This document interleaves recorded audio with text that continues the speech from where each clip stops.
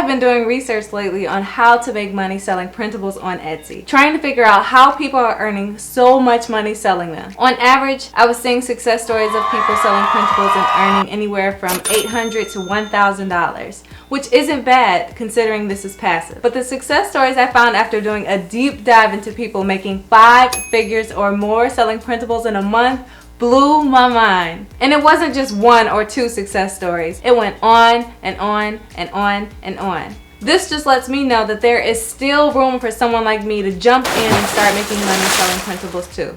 For instance, Rachel Jones is earning $12,500 a month while working less than she's ever worked a day in her life and having more fun in the process. Kayla made $93,000 in revenue selling digital downloads on Etsy. Sarah Titus has made $3 million selling printables. Yes, $3 million. Now, I am a firm believer that if she can do this, then so can I. But I also understand that learning something new can be difficult, and if you don't have the right teacher, and daunting if you don't have the right community or supporters behind you.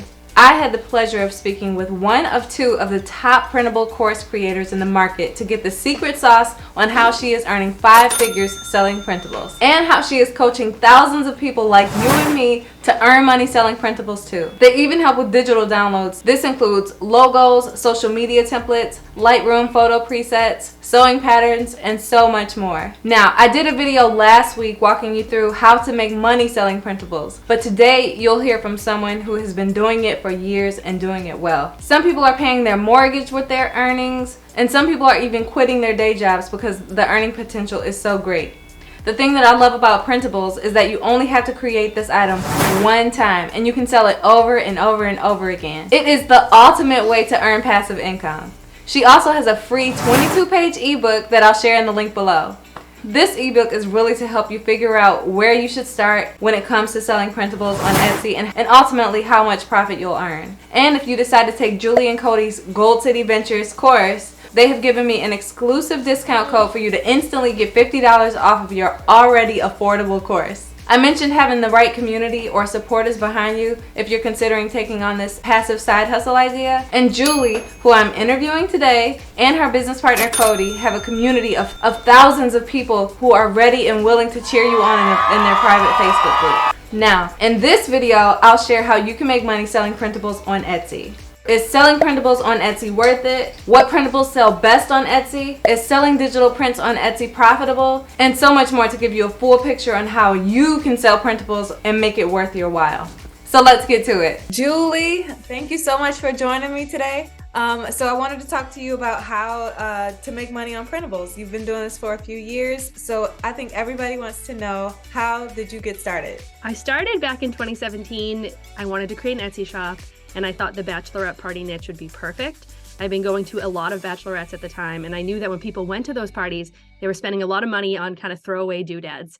So as a new seller, picking something that people cared about, but they didn't care that much about was really important. Like wedding niche, stay away, right? Wall art, that's not me. But in the bachelorette niche in particular, I started to notice that there were more digital products that were selling. And I got sick pretty quickly of worrying about inventory and shipping the tattoos. It was profitable, but when I had a day job and I was just doing this as a side hustle, it became too much. So I switched to selling bachelorette party scavenger hunts. And the sales started coming in. I didn't have to do work after I made the sale. I just had a message with a few customers. Not everybody has a question, but some people do. And that was it. So I've been doing that for years now. Absolutely love it. And now it's grown into a bigger business for me. That is incredible. So people want to know, are printables still profitable? Is the market too crowded? And can you make a living as a new seller selling printables? Is it possible? The demand is increasing year over year for printables, and it's been crazy. As someone that's been watching it, you may not realize that Etsy is the place to go for printables, but where else on the internet would you buy something very specific? Like, for example, if you are a massage therapist and you're looking for a specific form for your clients, or you are a speech pathologist and you're looking for specific information to give the kids that you work with, people are going on Etsy because they want something that's personalized, that's cute, and where else would you really buy that? So I see the demand just skyrocketing. There's so many niches, and if you don't fit any of those categories, you could just sell holiday stuff because people love buying holiday stuff on Etsy. And then how much time do you spend creating these printables? Now I'm an expert in Canva, so I can do them really quick. When I was getting started, it took a couple hours. But all entrepreneurs they love Canva. When I first started, people were saying, oh, you need expensive software like Adobe, which I have used. But more and more, I find myself just using Canva because it's just faster. The drag and drop interface, it's really inexpensive. They have tons of cool elements.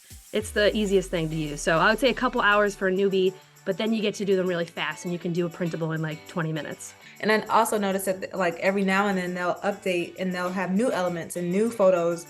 So I don't know about Adobe Illustrator. All I know is that monthly fee is much more than Canva is. So many people hear about making money with printables and they try it and they do it without taking your course and they fail and they think like, or why is everyone talking about making money and I'm not making anything? So in your course, what do you offer that is a differentiator in executing sales and ultimately profit? There's two things that make Gold City Ventures in my course different. The first thing is that my business partner, Cody, and I, we come from the data world of blogging. So I started by trying to generate traffic from Google to my blog and being very scientific and kind of right brain about how to do that with SEO strategies. And Cody, being a podcaster like me, that's his world as well. So when we approach selling on Etsy, everything is based on a data keyword research strategic approach. And that can be a little bit of a learning curve for new people. But once you learn that, that's the secret sauce, because you could spend hours putting together something that nobody wants and no one's searching for. And even though it's in your heart and you wanted to make it, it's just disappointing. But if you go from a data-driven strategy, you're putting yourself in the best position to sell. The second thing that makes Gold City Ventures different is that we are probably one of the bigger or the biggest player in the online course space for printables. And the benefit of that is just we have a very large team. So it started out just me and Cody, and we were teaching from our own experiences in our shop. But now we've hired 5 or 6 staff members that have thousands of sales on Etsy. Some of them have way more sales than I do. I have 6,000. We have Sasha who has 15,000 at this point. We have a lot of sellers that are just completely crushing it. And you benefit from all of their knowledge as well. And then we offer a podcast. We offer extra training materials, templates. We have a team that helps us create templates. It's kind of a bigger enterprise versus just a one-man shop like a lot of the people in our space. So how much do you earn per year selling printables? I've earned $10,000 the last 2 years in the swag outfit, which is, to me, I mean, I think this is incredible given that now that I've built this larger business, Gold City Ventures, and my second kid is due in a month. Oh, congratulations. Thank you. I just don't have as much time. So I'm still like side hustling on Etsy, almost like the students that I'm teaching. So I totally get the grind of trying to make time for this. Like, it's really difficult. But what I love about it is, for me, with my shop, I can just update the shop in Q1. That's my goal. And then I let it ride the rest of the year. Oh. And by the end of the year, it lost a little bit of steam. So I always have to do a refresh in Q1. But the last 2 years, I've just been able to let it ride and answer messages, which take me 2 seconds on my phone. I have template responses, and not many people have messages for me to answer. So I think that's amazing. I mean, I've seen people, if you're like, oh, I want to do this full time. We've had people in the course that this wasn't enough for them as a side hustle. They wanted to spend, instead of like the couple hours a weekend that I was suggesting, they wanted to spend 15 hours a week. One woman, Rachel, made $150,000 in a year. You are kidding me. Insane. Yes. Yeah. She's amazing. Oh my goodness. That's not everyone, right? Like most people are like me that are taking this course where they don't have the time. So they're just trying to do a side hustle. So they would be thrilled with $10,000 a year with a little bit of work in, January or February. And that's kind of how we approach it. But if you want to go all out, you could. And what was the main catalyst when you had your first 5-figure month? I think for Cody and I, we approach it from the perspective of supply and demand. So I found some very specific keywords on a tool called eRank, which is all sellers that sell on Etsy eventually find their way. They should find their way to eRank, which is an amazing tool. And I found a couple nuggets that hadn't been discovered yet. And we call these unicorn products because they have high search volume, low competition on Etsy, and they're hyper specific. So when you do find them, you're like, whoa, I gotta write this down. This is gonna be a good one. So I do approach those. And that was kind of the secret sauce to getting me over that $1,000 price point and then getting me up further. And Cody and I, we have multiple places that we sell printables, part of it through our business as well. So that certainly helps.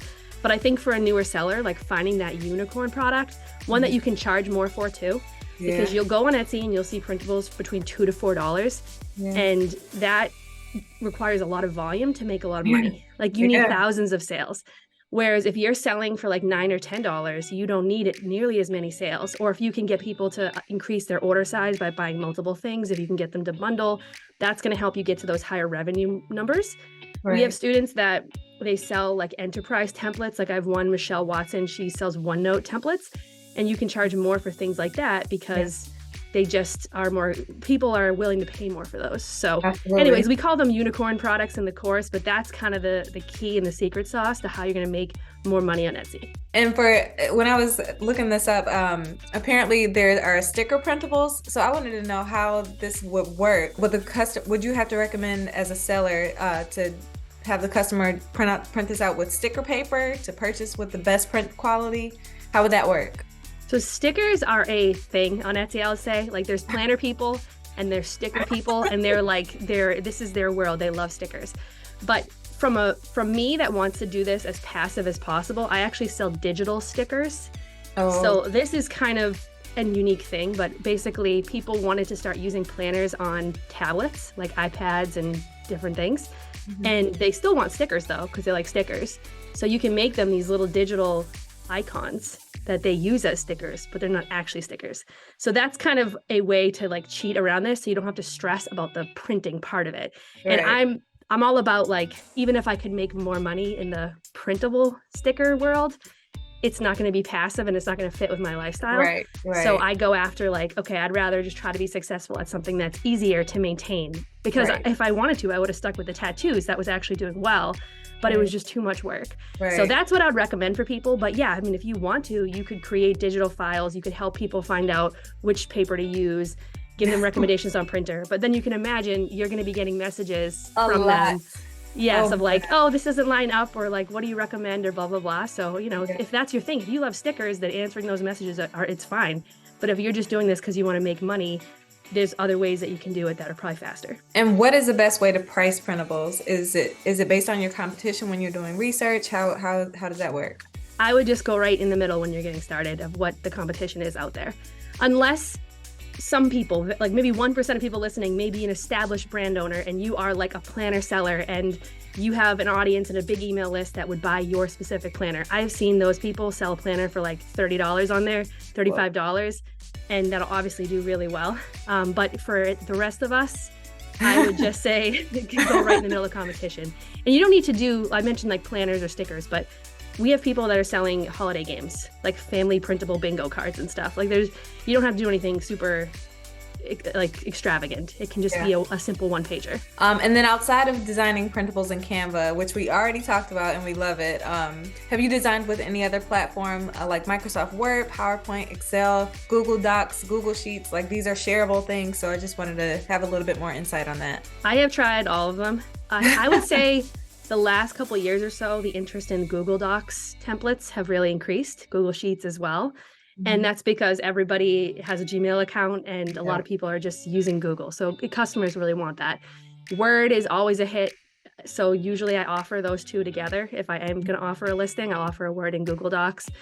But from the perspective of the actual seller, when you start getting into like 12 different platforms, then you could get a little overwhelmed. So you don't need to do this. Someone like me, that this is my business and I like doing all the different platforms, I can help my students better if I've used them all.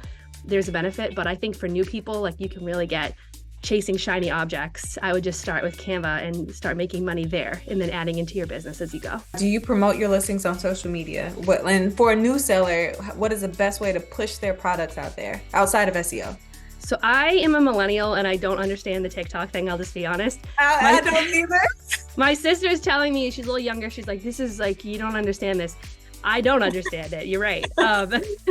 So that's not me. So all of my success on Etsy and the way that I teach it has been focusing on getting Etsy customers, the 90 million customers Etsy has, to find your listing when they're searching on Etsy. And now Etsy has partnered with Google to do ads, and there's more people coming in from Google. But we're not like teaching you how to post on Instagram or anything. That being said, every once in a while, someone will come through our program that is a social media person, and they're like, oh, I just posted my garden planner on TikTok and made 400 sales. And I'm like, oh, that's incredible. Wow. So it's not, but honestly though, I see more people waste their time on social media than have success with it. And at the beginning, if you are not selling, and if you're watching this and you're not selling, it's not the social media the reason that you're not selling. It's because your listing images need to be improved. Your product itself has low demand. There are a couple kind of common things that happen to all new sellers, and we all went through this, and you just have to figure out what they are and kind of get past that. But it's not that you're not posting on Instagram. So I would stop kind of spinning your wheels on that. So you mentioned mock-ups. So how do you do mock-ups for your listings? Do you use Canva? I do use Canva for those, and I do it the passive kind of, I want to say the lazy way, where I don't actually print the printable. I place it in an image in Canva that looks like it could be real and kind of give the customer an idea from that sense. And that's competitive enough to sell on Etsy right now. There are some sellers that they love printables and they have printers and they print them out and they take a picture of them or themselves using it and they make a little video. And yeah, like when you're competing against someone like that, they may sell more. That being said, I mean, I've seen thousands of students do this. They're making sales without, none of us are doing that really. Yeah. But there are some that do. So you kind of have both options, and it really depends on who you are. Like if you are a printables person and you just love them, then print them out, use them and take pictures and do all that. You can do social media too, but most of us, we just mock them up in Canva and call it a day, and that's enough to me. So when you're doing these listings on Etsy or Shopify, is there a character limit that you want to aim for in your descriptions, in your title description anyway? Is there a limit? You will see there is a limit, but I would say the rules have kind of changed. Etsy doesn't like when you keyword stuff, meaning you put a whole bunch of different phrases that could be searched for and your printable would make sense for. Yeah. A lot of us that have been doing this for a few years, we have listings that sell really well that do that, because you can imagine, like I mentioned a listing, let's say the bachelorette party scavenger hunt that I sell. You could also put like bachelorette games or like hen party, which is a word they use in the UK to celebrate bachelorettes. You could put all those in the keyword. That being said, though, now that Etsy is starting to work more and more with Google, I think we're seeing that they want what they call human readable titles and descriptions, and they don't want all those random things. Extra because title, when someone's searching on Google and all that stuff shows up, it's like, what is this? Yeah. So it looks spammy. Yeah. And Google, even though Etsy has 90 million customers, Google has a lot more than that who Yeah. are searching every single day. So Etsy is trying to attract more customers, and they're trying to tell us like, don't do that. But so what I'm trying to say is there are pros and cons to both approaches. You can test both. The biggest thing I would tell new sellers, like you can listen to influencers or gurus or whatever, but nothing can replace you actually sitting there experimenting in your shop. Yeah. So don't like outsource your brain to somebody else and forget to actually like check your own things and see how it goes. So I'd try both and see what works for you. And is there anything that you can't list or sell? And should a new seller be worried about copyright when they're trying to promote a new product that they just listed? If you were even thinking of Disney or Mickey Mouse, just get it away from your mind right now. Don't even do it. No Harry Potter. And whenever I tell people this, they get frustrated. They're like, oh, but I see so many on there. It's like, yeah, but it's only a matter of time before those shops get shut down. And all of your hard work and just the hours you spent learning this are just going to go away in a second when they're like, oh, you can't do Disney, bye. So, and you don't need to. Like, yeah, maybe it'd be an easy play because people want that, but you don't need to do that. So yes, like with trademarks, obviously certain companies enforce their trademark more than others. So Disney, you're more likely to get caught with somebody else. But we try to say just avoid anything trademark and copyrighted at all. Be completely safe in your shop, and you don't need to be kind of piggybacking off of someone else's brand. Like people don't care if their printables are branded for a specific thing for the most part. You don't need to do this. Okay, so if someone were to say, hey, I like this idea of printables, and I think that I want to sell, and they do so without getting your course, and should they select a specific category, something that maybe just interests them generically, and how important is it to have a niche in printables, or could you just do like one-offs here and there? I think if you are someone that in your professional job, you have a job where people are buying printables, or just check on Etsy to see, like let's say you're a doula. That's kind of a type of shop that I've seen kind of be a hit recently. Because if you were a doula, where would you get forms and like client things and stuff, social media specific to being a doula? Then all for it, you go create a doula shop and like, you know exactly what your customers want, you go for it. Most of us though, we don't have that particular thing. I used to work in tech, so it wasn't like I like a tech shop that I could think of things that people would want. I mean, maybe. So we go for seasonal products and we utilize Etsy sections where you can just put your stuff in the right sections. And for most people, that's probably a better approach because you don't know what's going to sell or not. Like I've Right. seen people that kind of come in and they're like, I want to do this.